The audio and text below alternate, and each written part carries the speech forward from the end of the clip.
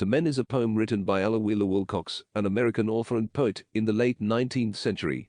The poem is an ode to men and their various qualities and roles in society.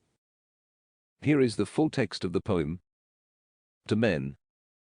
Men of the world, you are cordially invited to hear the report of the things we've decided to say, after weighing the virtues and sins of the manhood that all of us find in our kins.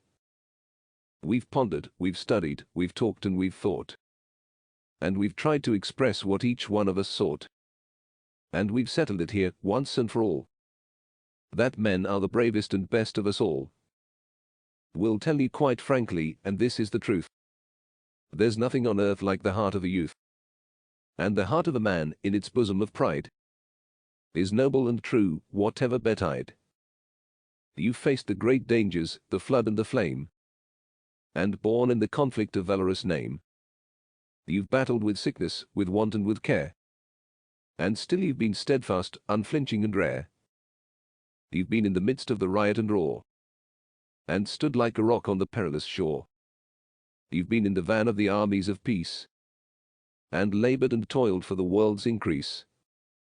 You've been the companions of women, the guides, and counselors ever, whatever betides. You've cheered them when lonely, upheld them when weak, and guarded them well when they needed to seek. You've been the defenders of liberty's cause, the champions of justice, the guardians of laws. You've stood for the right against the might of the wrong, and battled for truth with your hearts pure and strong. Then here's to the men, the noble and true. The world would be nothing without them, it's true. May they prosper and flourish and conquer and win, and prove ever worthy of the name therein. In this poem, Wilcox praises men for their courage, nobility, and steadfastness in the face of adversity. She also acknowledges their important roles as companions, defenders of liberty, and champions of justice. Ultimately, she celebrates men as the noble and true backbone of society.